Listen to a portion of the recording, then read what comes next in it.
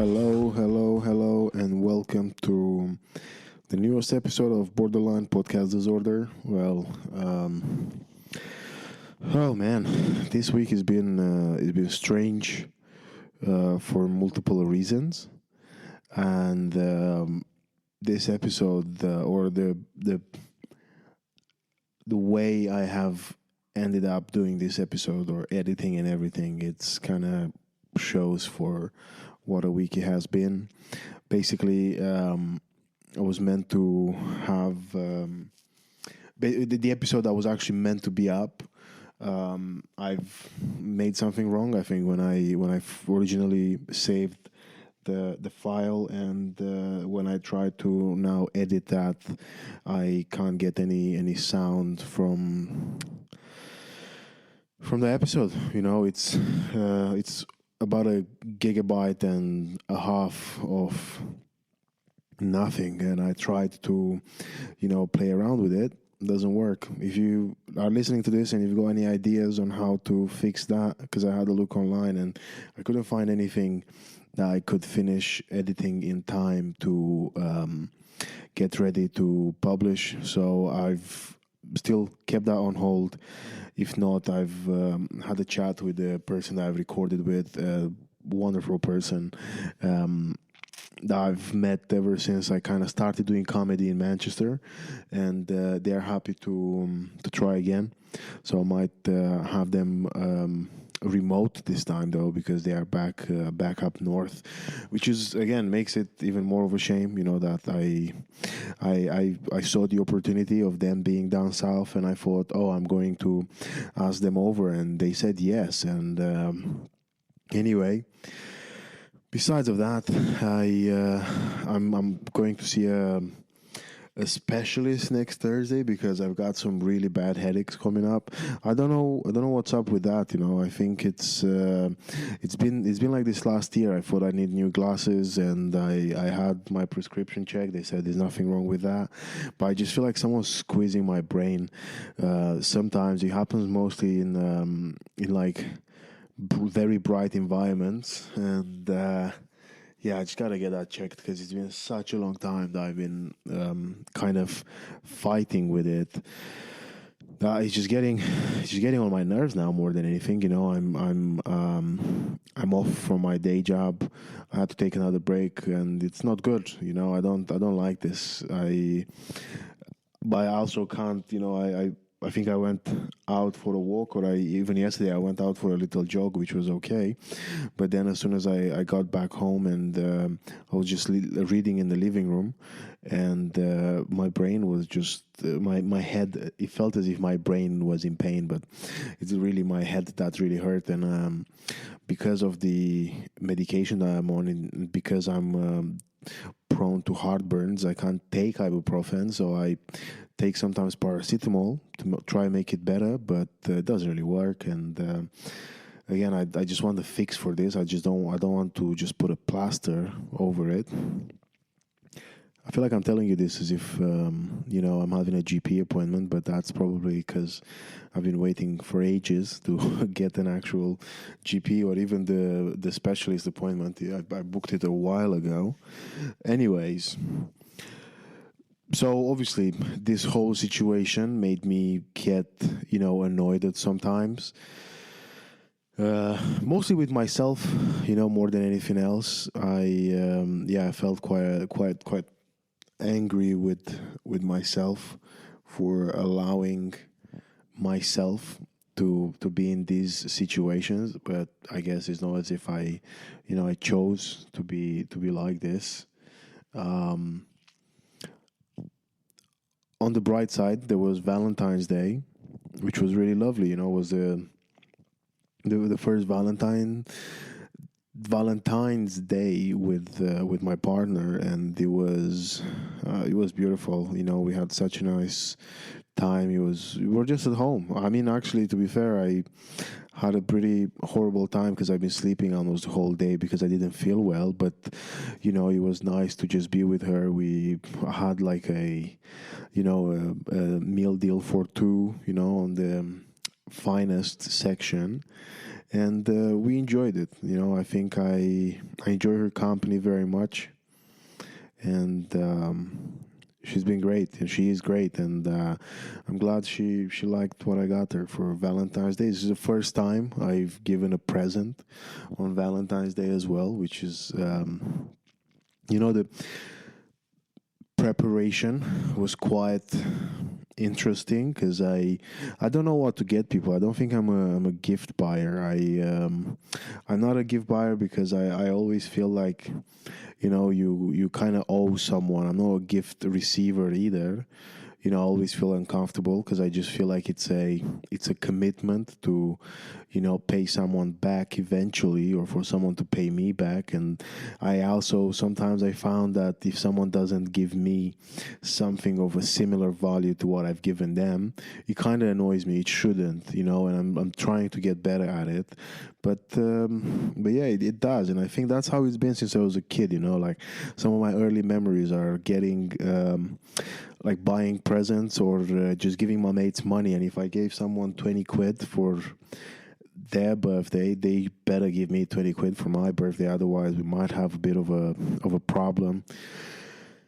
But hey, that's that. Valentine's was good, yeah.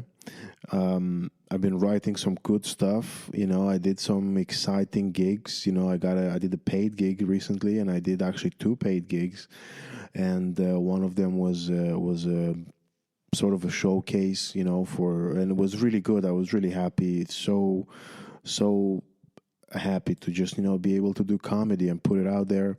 There are some exciting things that are going to happen with the podcast in regards to building up and supporting the community, but on that I'll give you the news as soon as I make sure everything is actually happening.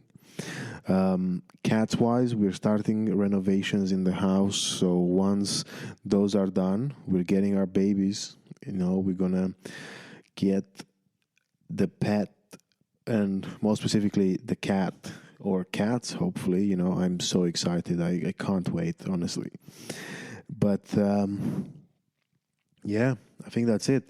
Now, because of the renovations, and because we're going to have some work obviously happening during the week, and the house is going to be a mess, some of the episodes that you'll hear in a couple of months, I'll let you know when that happens, might have been recorded online.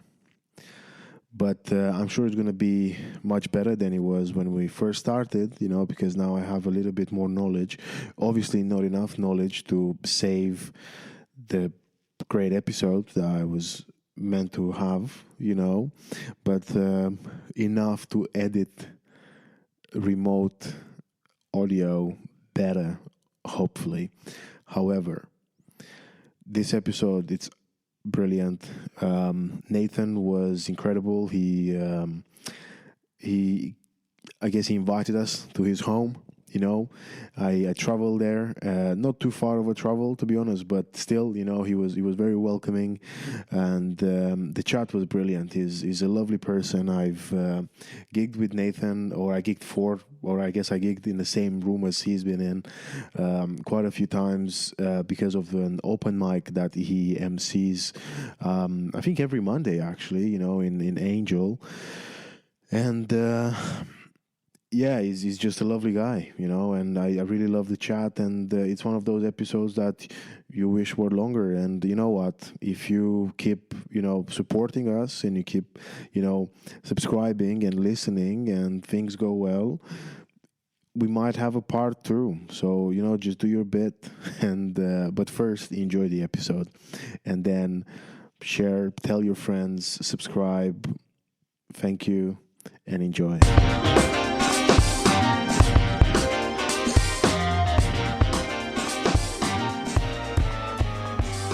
Okay, so looks good. Hello, Nathan. Hi. How's it going? I'm good.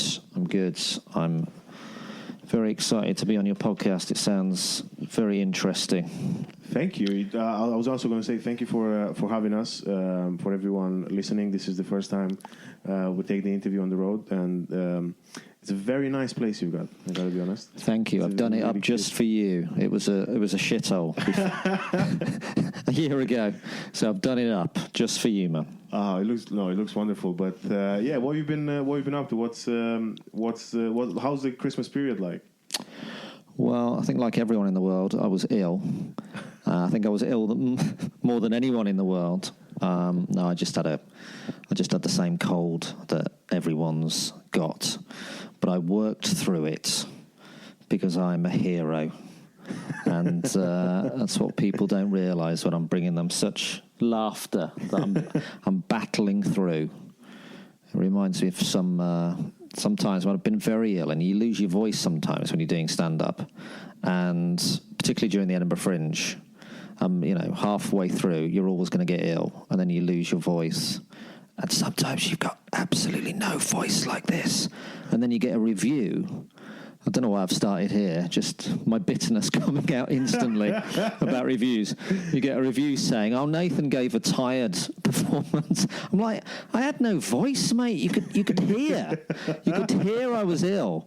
And it's your instrument, isn't it? It's so hard to do comedy with no voice, but so that's what I was battling with over Christmas. But you still done gigs though, right? Like you still. I was gigging every day. I think Christmas Day was my only day off, really. So yeah, I was battling through, but of course I'm joking. It's a pleasure to do, and that's why I want to do it, even when I'm ill, because I enjoy doing it. But you see, this is the thing where you have on those like prime video with behind closed doors with like football teams and American football teams. I think there should be a behind closed, rather than having comedy specials, to have behind closed doors with the comedians, especially because like somehow you travel around a bit, so to just have, I don't know, to see like the journey to a gig or everything that's happening behind the closed door. I think that would be the next thing Netflix or Prime should invest in. I think they've tried to do that, haven't they? To some extent, there was that Catherine Ryan thing that showed comedians in the. But of course, as soon as you know you're on camera, you're going to be acting differently. So it's almost like we need to secretly film. That would be a program to secretly film comedians backstage. I mean, that would end everyone's careers. Oh, that's what I was going to say. I think it might be troublesome. yeah. I mean, obviously, the nature of your podcast, I'm sure you will have talked about your life away from the stage, and often your life away from the stage is obviously so different, goes without saying, to your life on stage, but often your life on stage is the best part of your day. If you're going through some terrible times and whatever, I don't know how you feel on stage, but whatever times I'm going through, the stage is the release from that. The stage is the time where you can't. I don't know whether you have the same experience, but even if you're going through the worst thing off stage, when you're on stage, it's very rare that you can think about it because you just don't have the time. You don't have the headspace to think about it. So if I'm going through a bad time, I'm just like, I can't wait to get on stage. Give me a 20-minute release from it. I think this is what I found very interesting at the beginning when I started doing comedy, that regardless of what's happening on the day and how hard it is to, take your mind away from things, when you're actually doing comedy, that's my, I know I've seen loads of people, I think, and I've only started 2 years, but I've seen loads of people stopping doing comedy because of their mental health. But I also seen again, look, even in my situation where it actually helps me out a lot. Yeah. And to look forward to doing it, and then like you said, when you're at the gig and you're like, okay, cool, phones off, watch either watch other people, prepare for yourself, or even like when you go on, you gotta be like, okay, cool, now whatever's happened, put it in the back. Yeah. And let's focus on what's happening now. But one of the I was very, and I'm very curious to know more about it. That I had no idea. You have a psychology degree. I do. I many years ago, but Yes, I have a psychology degree. I did a psychology-based podcast, as you know, called Psychomedy. So I try and act like an expert in psychology, but I'm far from it. But no, I was an expert 25 years ago. And we were chatting about. I mean, comedy is fairly like. I mean, probably almost anyone, if I may say, is either neurodivergent or is going through something. Otherwise, I don't think you do comedy. You're certainly not going to be very good at it. You haven't got a mental health issue? Get out. Yeah, but how did you find how did I think especially if you've studied psychology, right? You did comedy for a while. Like what was it like for you to, I guess, work with so many people who you're like, oh, okay. Like, did it change your perception in any way when because I think the reason I ask you this is because sometimes I walk, at least even at the beginning when I did the comedy and before I got like diagnosed and medicated and learned how to live with BPD, sometimes I go, oh, this person is very like not personable, or like a comedian was like, oh, they don't talk. I was like, what's wrong with this person? And now every time I see something like that, I'm like, you know what? They might be going through. I mean, I always assume everyone's going through something. Absolutely. What was it like for you? Yeah, I was. Yeah, it's funny you should say that, because I think I was strangely ignorant, even though I studied psychology.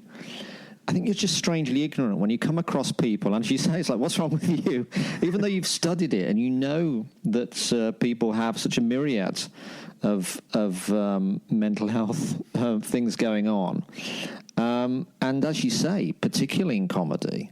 And I think it took me a long time to, as you say, you meet someone or you interact with someone online and you think anything from, that's a little bit odd, to that is fucking odd. Why have you done that? That's the weirdest thing ever. But in that moment, I just think, of course it's not odd. It's not weird. It's just different to something that you were expecting. It doesn't make them odd or weird. It's just, let's understand what's going on with you. Why have you reacted? And sometimes I get, whether it's comments from people online, or I don't get many, but or people in the industry. But I'd say particularly people in the industry. I think comedians often kind of moan about, comments they're getting online from the public. But it's within the industry that there's often the most weirdness in terms of the response or the, whatever it is, just something over an email or something. And you think, oh, well, yeah, what is going on with you? Let's understand that, before reacting wildly. I think that would end most arguments online, if not all arguments online, if people just took a step backwards and thought, let's understand you before I start shouting at you. Yeah, I think I don't know. I mean, I don't know what it's like for you. Like, I think what was it like for you when you started doing comedy? But to me, every time I send an email and I don't get a reply for like a spot or something, and my heart sinks, and especially because apparently with someone with borderline, for example, the abandonment issues are really heavy. And I've seen it sometimes. I was like, oh, why am I so worked up? Like, especially like even more recently, when I'm like, why am I getting so worked up by this? And I generally feel like, if someone doesn't reply to my email, I at some point I write an email saying, oh, well, I'm pretty sure you're not going to reply to this anyway because you haven't to the last 50, and then I have to retract. So I think, now you have an undo button on. Yeah. Good to write an email and then delete it. Absolutely. That's the number one lesson in life. Write an email, then delete it. But yeah, I mean, I hear that a lot from any level of comedy. It's, you want to get the gigs that you're not, and you write an email and you don't get a response. But just on that, you're not going to get a response from most people because they're bombarded with thousands of emails. And also, never take it personally. The books are full on all comedy gigs. The books are full with comedians that they are used to, that they are happy with. Why should they want you on their gig? You know, even a low-level gig, even an unpaid gig is going to have a load of comedians that, again, they're used to, that they know work with their audience. So why are they going to let you on?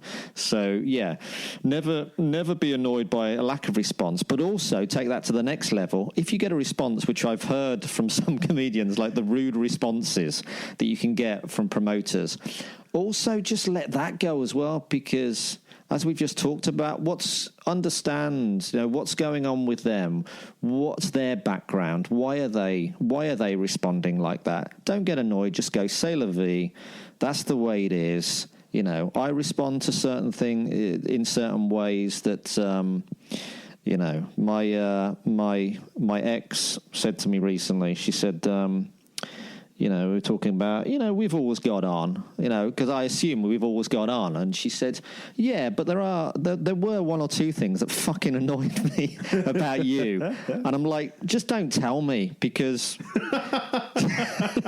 it doesn't matter. Tell me when we're 90 and we're all on our deathbeds and we can have, you know. So there's always going to be things that annoy you with someone else. It's always going to come out in emails. Just try and let it go as much as possible. And that's maybe not the best advice to someone with borderline personality disorder. Let it go. This is why I'm not a psychologist. This is why I'm not. Just let it go, Levy. Let it go. But if you can, that's, you know, I talked about mental health a lot in my podcast, Psychomedy. And psychomedy is so hard from the not getting the responses you want on an email to being shouted at an audience. If you can try and maintain an equilibrium of not getting too high and not getting too low, for me, I think that is the number one secret to stay in this game, to stay in comedy. People that get too high and too low, it's like, I talk to some people, I'm just like, it's a hard business anyway. But if you're going to get too hard and too low, yeah, that's I sympathize. Well, you see, that's the thing, is with borderline, for example, you have like the emotional regulation is such a huge part of it. I think actually almost all the skills that I've learned to help it's for emotional regulation is because the highs feel very high and the lows feel very, very low. And I notice myself sometimes, I guess, you know, doing a gig and doing really well, and I'm, oh my God, I'm so excited right now. I'm like, everything is great, my life is brilliant. And a couple hours later, and now I try to read, like, even when because back in the day, a while ago, I would only look into why I feel the way I feel when I was very low. Well, now I've actually started basically, you know, allowing myself to get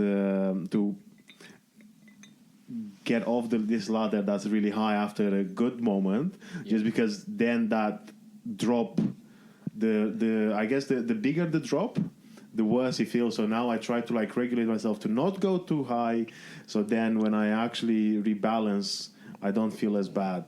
And that's a wild thing to, I think about. I think that, as I say, is the number one secret for maintaining a good mental health in comedy. Not get too high, and then you don't hopefully get too low afterwards. I mean, I've obviously been doing comedy a lot longer than you. I've been doing it for 72 years.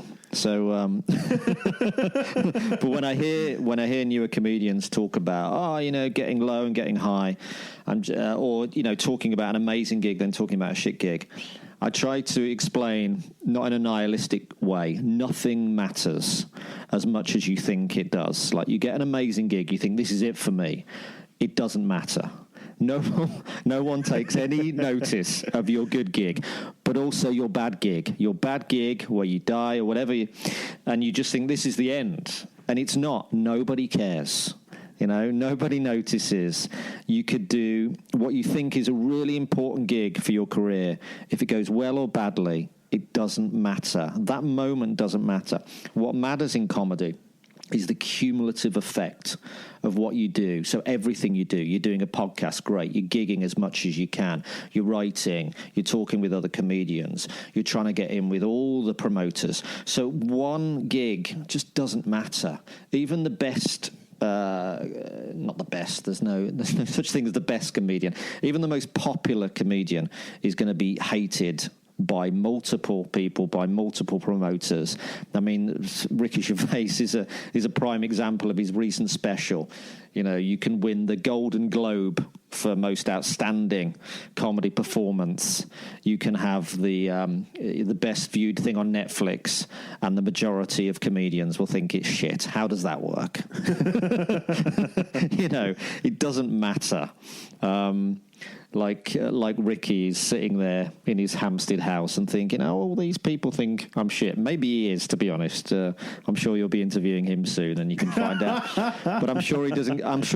Well, let's hope he doesn't give a fuck, because there are just people that are not going to like you, and people that will like you. And don't get too high from the people that like you. Don't get too low from the people that don't. You know, this is because actually now coming back to the feedback culture in comedy, because you were saying a lot where you've seen things, and I think you've even probably seen feedback.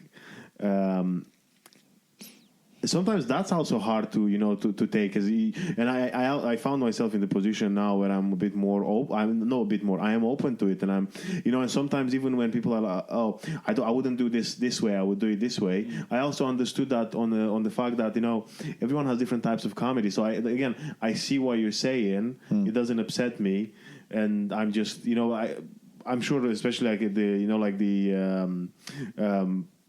when you people try new material, and someone's like, oh well, maybe this. Sometimes it's hard to take that as well. And I think at the beginning I was like, what's this person's coming about? What's this person's problem? Like, why are they? And then I was learning to actually be like, no, actually I see their point. Whether I'm going to do anything about it or not, that's another question. But I see their point, and it was such a huge thing. That's key, just to listen to feedback, but it's just one person's opinion. And as I say, there's quite a few promoters or industry people that would look at Ricky Gervais's material and go, I don't want that in my club, or I don't think that's very good comedy. And there's the most successful comedian out there at the moment. So people's feedback, you take it or you leave it. And feedback is good, but the beautiful thing about comedy, because I used to do theatre as well, where you don't get this, the beautiful thing about comedy is, in many ways, you don't need feedback from anyone, because you got the feedback from the audience, and that guides you. If they're laughing, you're doing fine. Wow, so theatre as well as comedy, you met a lot of people. That must have been. You must have been. Oh, You're not my first rodeo with borderline personality disorder. No, I love comedy from that perspective, because I did theatre, and I've watched theatre where you're watching the worst thing imaginable, and you just think, why is no one heckling this? Of course they're not, because it's theatre. And I was with some mates from New York, and we were watching. I won't say what it was, but it was quite a big production in the West End with a very famous actor leading it. And she was just turning to me, this girl from New York I was with, and she's going, I want to heckle. I want to shout, this is shit. I'm going to do it. I'm going to shout, this is shit. And I'm like, you can't do it. She's like, why not? I'm like, it's a play. You can't heckle a play. I'm like, well, you can heckle comedy. It's a comedy play. I'm just like, I want to tell them that it's awful. And so the beauty of comedy is, the heckling you often don't get, but you certainly know whether someone's not finding it funny. And that's the beautiful feedback you get instantly. And I really, really enjoy that from comedy. I'm just like, I'm doing something right, I'm doing something wrong. In the moment, And if no one's laughing, believe me, you are doing something wrong, because it's comedy. How do you, when you look at people doing comedy, or I guess even for you, what was the transition like when, you see on someone's face that they're on stage, they are not used to with, again, they're not getting a laugh, I guess, or like they are still at the point where they get uncomfortable, they don't know how to redirect. When you look at someone that's can you see when someone is like, I guess, losing because to me, I found I lose the belief in even though I know something works and I've done it before, like what I'm learning now with my comedy is to actually still believe in my material, because I'm like, you know what, even if it doesn't work here, I still got to go to the next thing because I know it's worked. So I know, I can get something out of it. But what it's like when you see that, when you see someone, I guess, losing their belief, given the fact that, again, you've got a background in, psychology, or like you got the background into, I guess, studying about people. Yeah, I mean, it's often such a small thing with belief, and it often comes down to timing. Often people say the secret of comedy is timing and performance. Because if you're confident and you've got your timing right, then the audience can often go with you on something that's fairly weak and they'll never remember and is not that funny. But I don't think you can cheat. It's very hard to cheat timing. Like, I've seen a lot of comedians that I've seen a lot, and if they're not totally on their game, their timing is just slightly off. And it's funny how the audience react to that, because they're not obviously looking out for timing, but the reaction is so much less. If you can get your timing spot on, if you're on it, it's the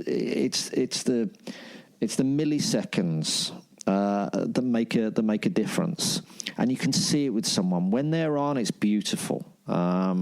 If their timing is slightly off, then they're not confident, then it might go south. But I think any professional comedian that's been through those years in the clubs learning their craft, I think deaths are rare. They're a rarity, because you should be able to get yourself out of, it'd be unlikely that anyone's being booked professionally for a period of time that is unable to get themselves out of most situations.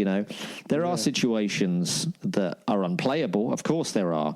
We've just gone through Christmas. Of course there are Christmas gigs that are unplayable. But yeah, personally, I think nothing is unplayable, because they've all paid money to watch comedy. So there is something you can do with any audience, even if they're screaming at you and shouting at you. I had one gig like that before Christmas. But you just think, this has got to become something different.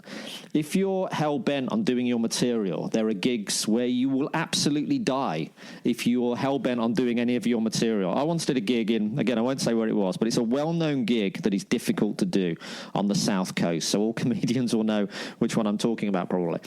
And I arrived late, I think, so I was on last. So I hadn't seen the rest of the gig, but I knew I had never done the gig before, but I heard it was a difficult gig. A lot of difficult setup of a room, a lot of a lot of kind of stag do's, that kind of thing. Okay. And as I say, I hadn't seen the previous act, and I hadn't really said hello to the MC. I'd just arrived in time to do my spot, and as I got onto the stage, I shook the MC's hand, and he whispered to me, "Don't do any material." which is not the advice you want as a comedian about to get up and do some material. But I ignored that advice for the first minute, and I thought, well, no, they'll listen to my material.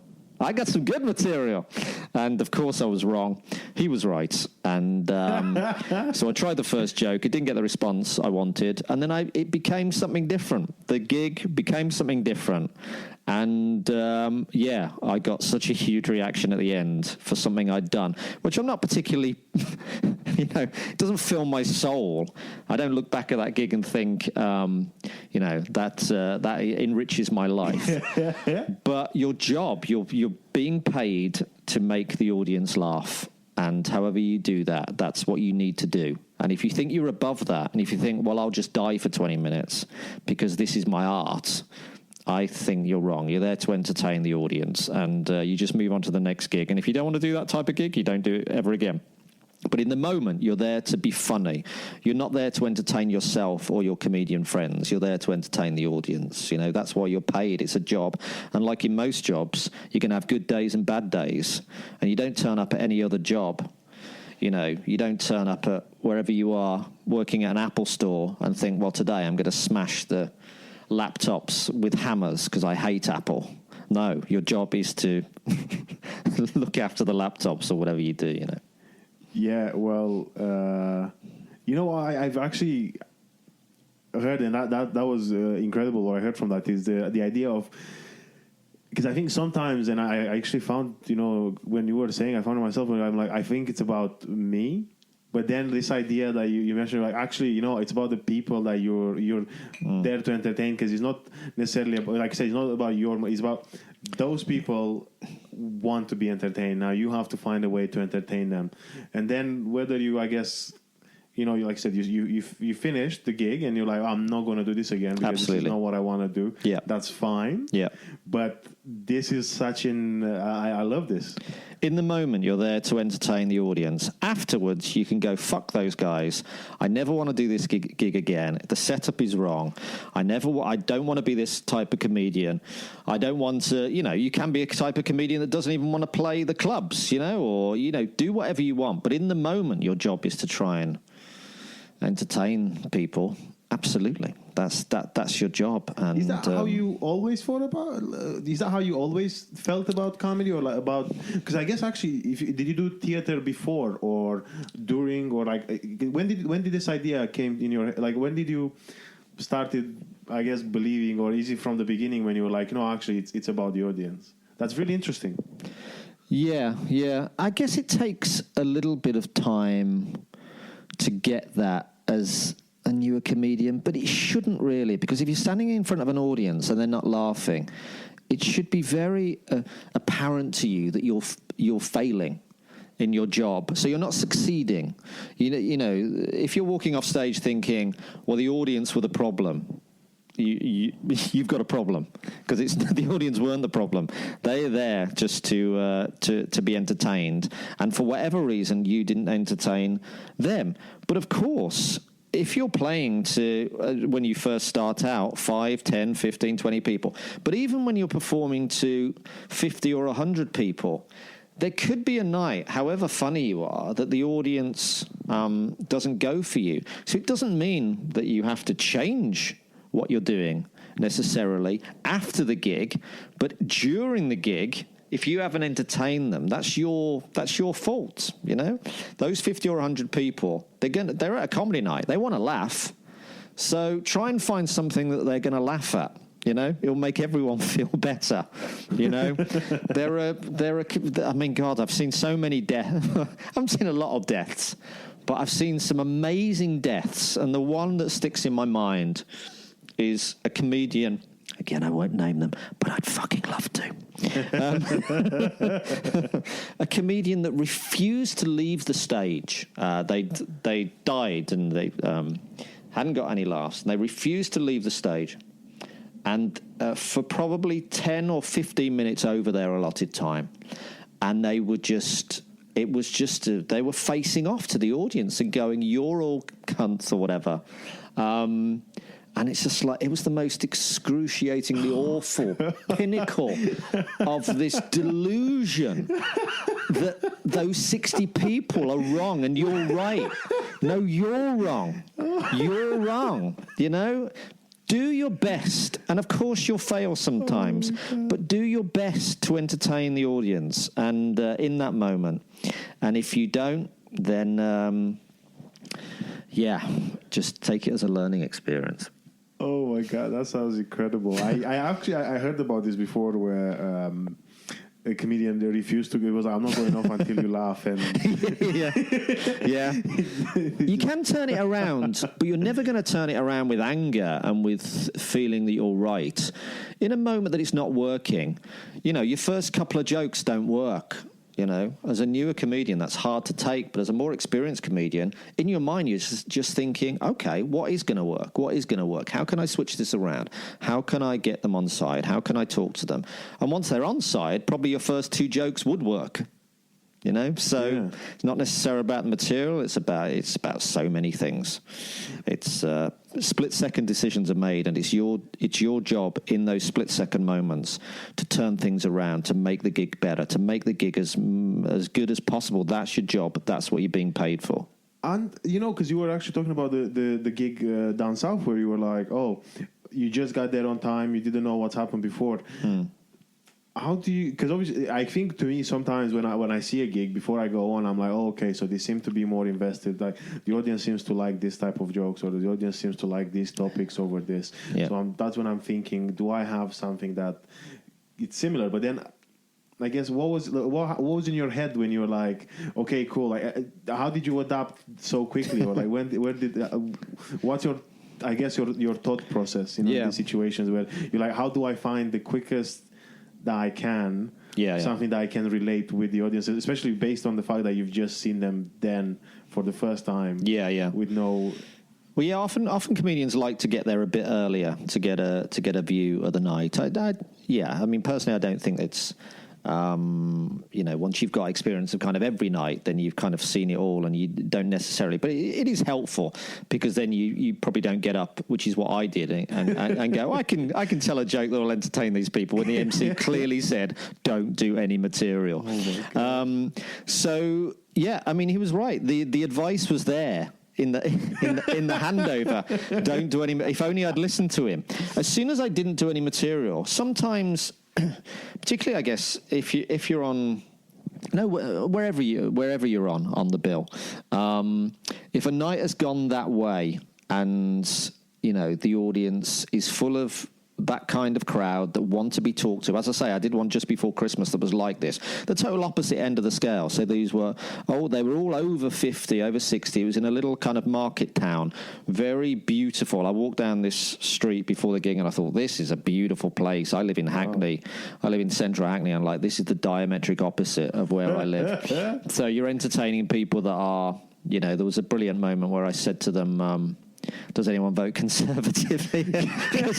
I clearly knew the answer, and they all just kind of had this guilty laugh. It's like, because you never meet a Conservative voter, do you? They're never upfront about it, but it is half the country.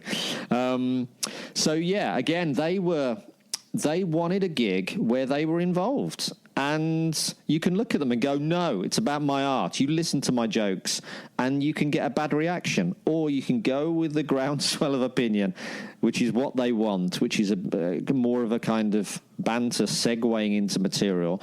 And that's what you need to give them. And it's just, split-second moments. But you look at an audience and you just feel it, don't you? You feel it from your opening joke and you just think, well, that hasn't worked.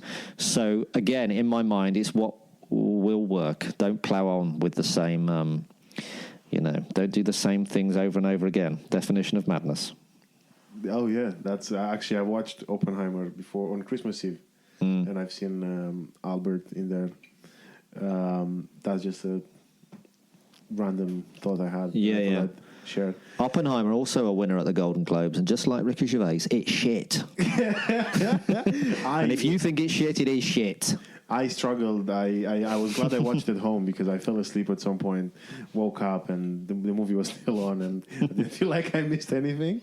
But so much in criticism would be solved if all criticism was prefaced with the words, "I think this."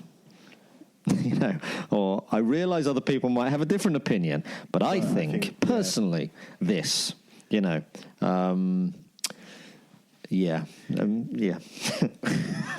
when you see that written down, it almost seems like madness. I was trying to think there of where it was. It was.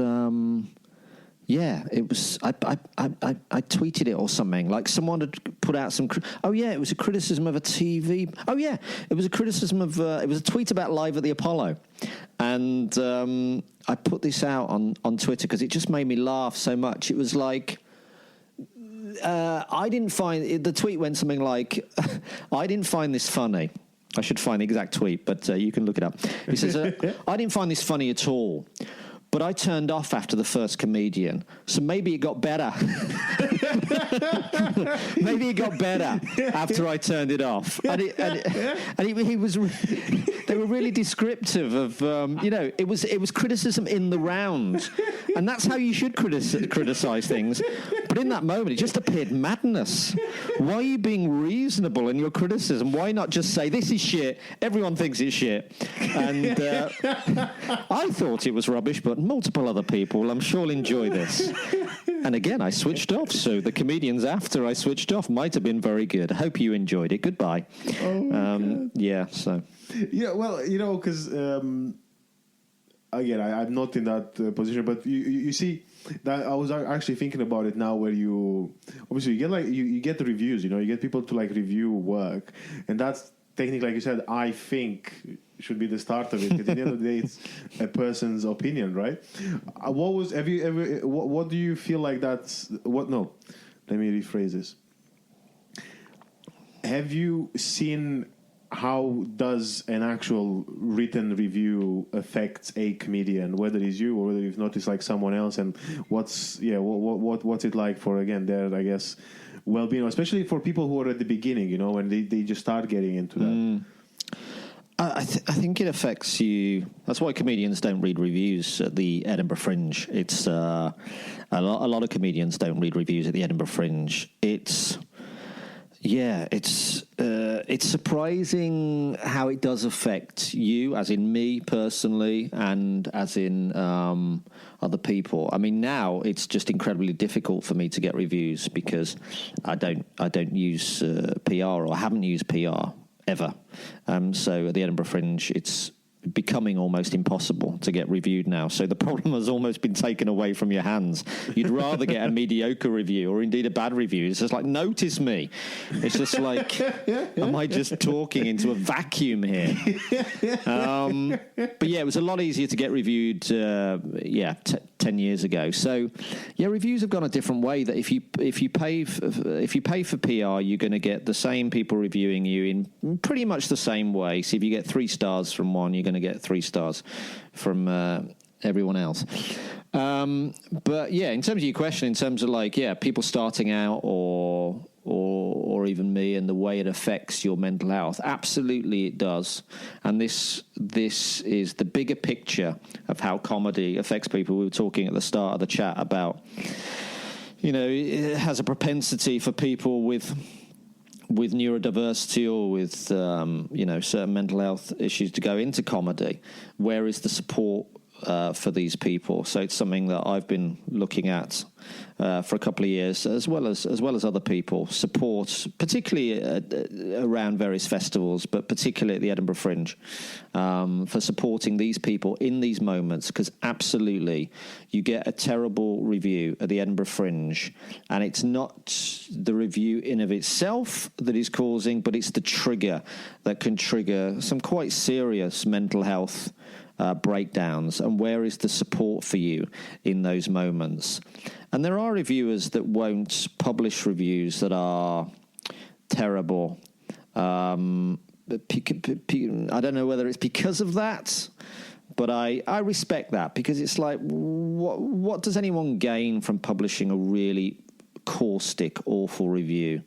And I think Copstick's great at this, because if she doesn't like something and she wants to give it 1 star or 2 stars, I did an interview with her on Psychometer. She said, I try and find something in a couple of sentences that is kind of, if it's not positive, it's certainly not having a real dig. And Copstick, I think, has a bad reputation for giving, caustic reviews. But I'd say the opposite. I think other people are less caring about comedians in their reviews, and they don't appreciate the effect it can have on people. And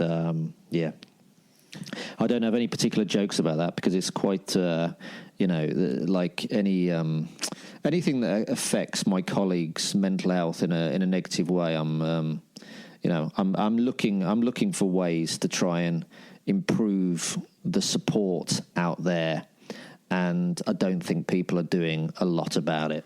What made you want to do that? How come? What made you so passionate about this? Well, just having studied psychology, having talked to hundreds of comedians, in the podcast, it's made me think more about it.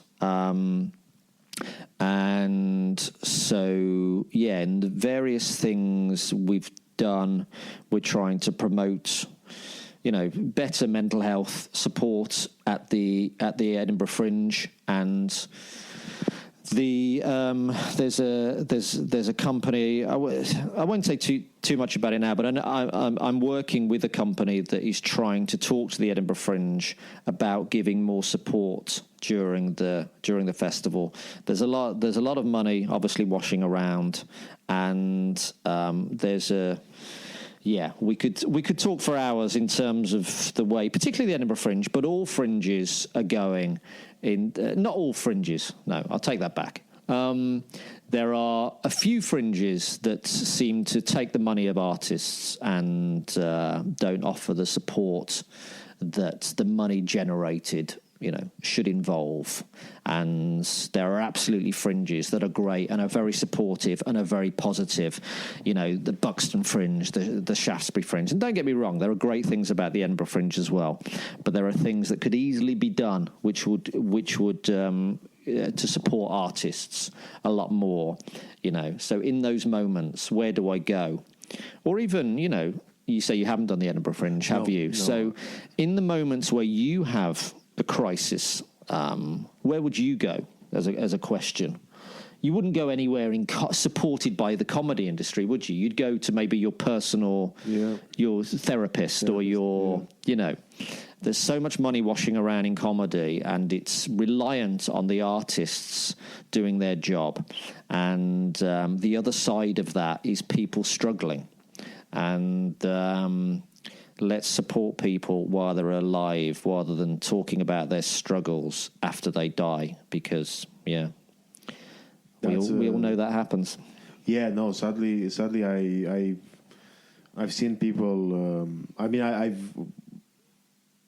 I guess luckily it's not people that I was very close to, but I've seen people who passed away, because of the way, because they didn't have some sort of they didn't have the right support around, or maybe again they just didn't have the support or anything to hang on to. I guess that's the case, but it's hard. I think in those moments, and I think. Last year, a friend of a friend who was in the music industry passed away to suicide, and I think because of the state of mind I was in at the time, I was like, I don't blame him. I was, sometimes those things, and the only problem is that I think the only thing that I thought, or like the only thing that I think about now is that's the one thing that's irreversible.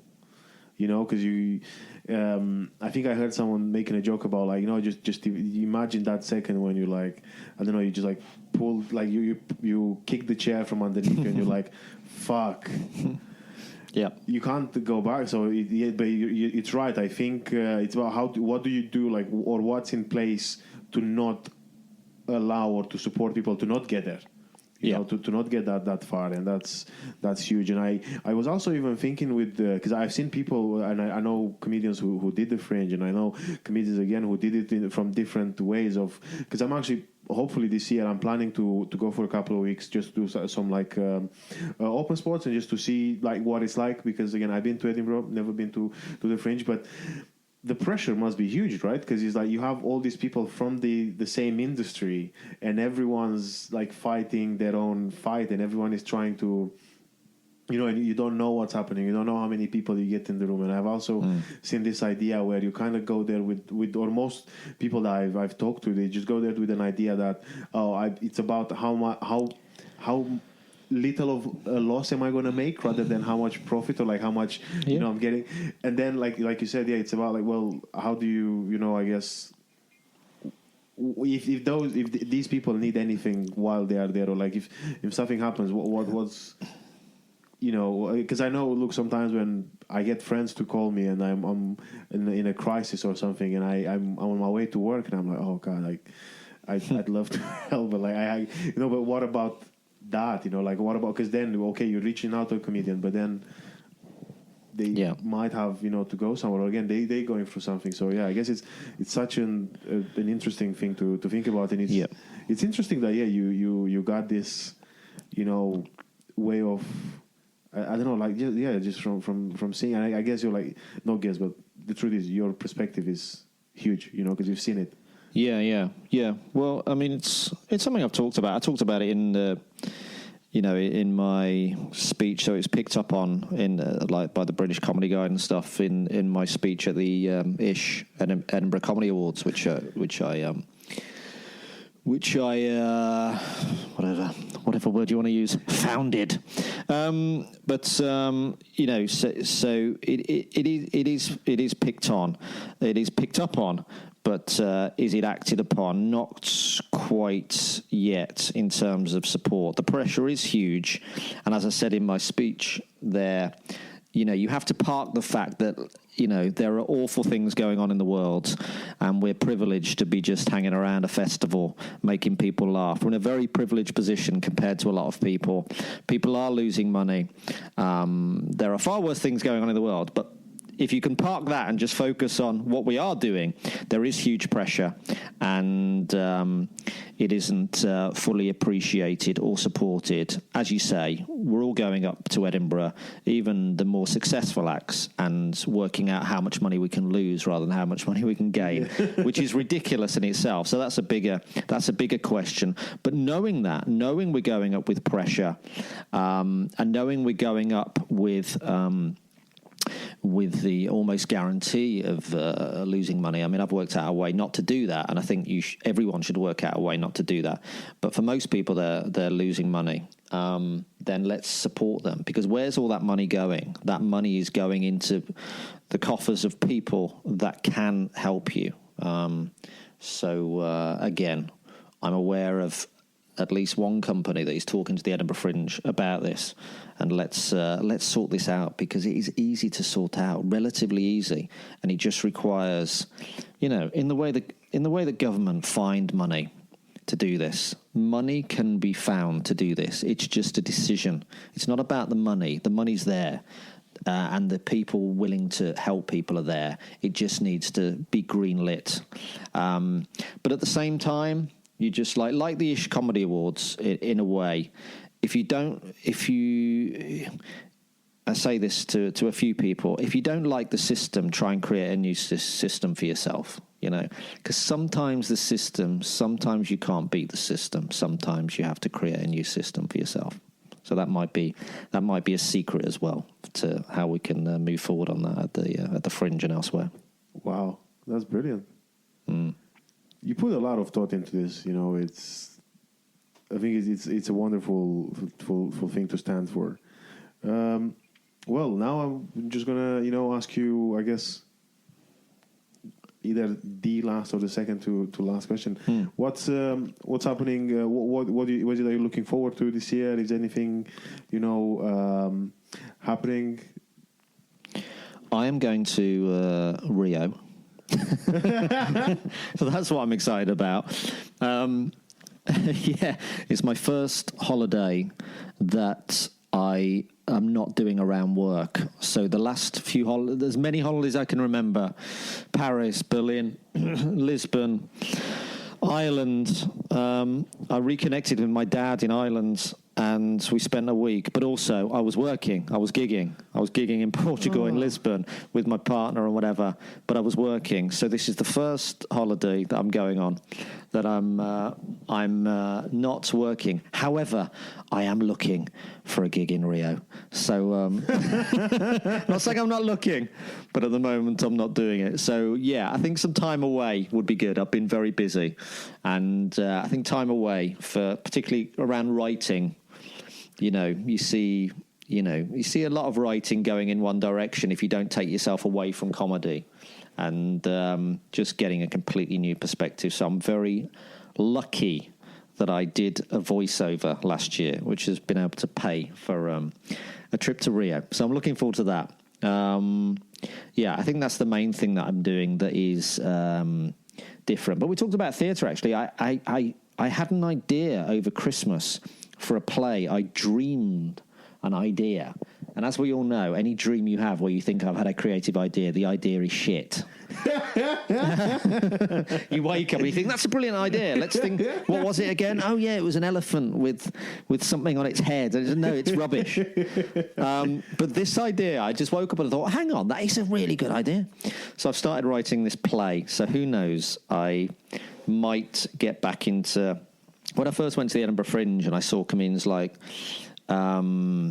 like Richard Herring or Trevor Locke, Trevor I'm friends with now, and but as a punter I'd see him and I'd think, you're a comedian, you're also an actor, you're also writing plays, and that really inspired me. And Richard Herring used to do a play, I think every year. I don't know why he doesn't do that now. And they were great. And I think the Edinburgh Fringe has lost that to a certain extent. Whereas the plays that used to be on that involved 5, 6, 7 comedians, just like One Flew Over the Cuckoo's Nest, they had like 12 brilliant comedians on, yeah. So, but wait, that was at the Fringe? Yeah, that started at the Fringe. At the Fringe. Yeah. So there's been and 12 Angry Men was another example of that, and I guess it's. I mean, yeah, talking about the Edinburgh Fringe, it's pricing people out of being able to do creatively what they want to do.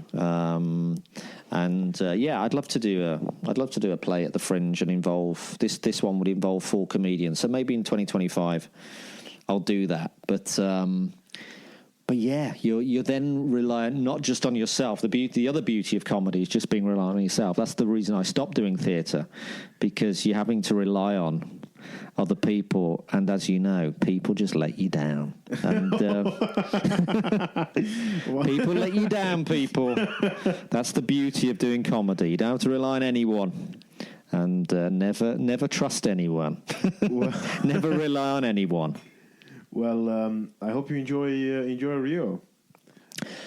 Yes, I hope I will. I've been looking at the weather forecast, and it seems to be sunny up until I get there, and then stormy. So, like with anything, it's going to go to shit, maybe. But no, I'm joking. I think, I'm excited.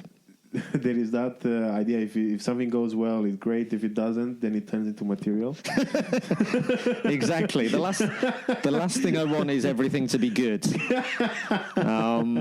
Yeah, it needs to go wrong. Your life needs to go wrong for better material. Absolutely.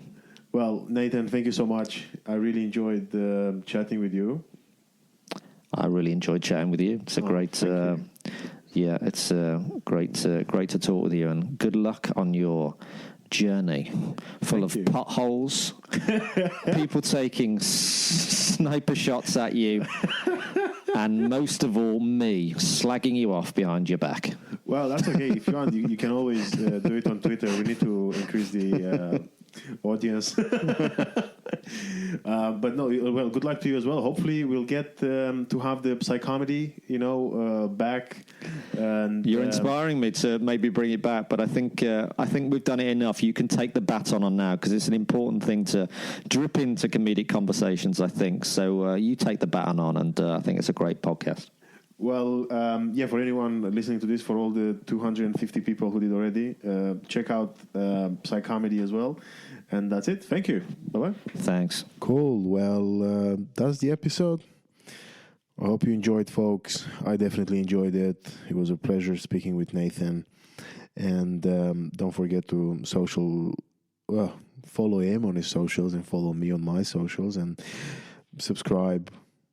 Share this episode with anyone that you think might like it. And until next week, well, stay skillful. Bye.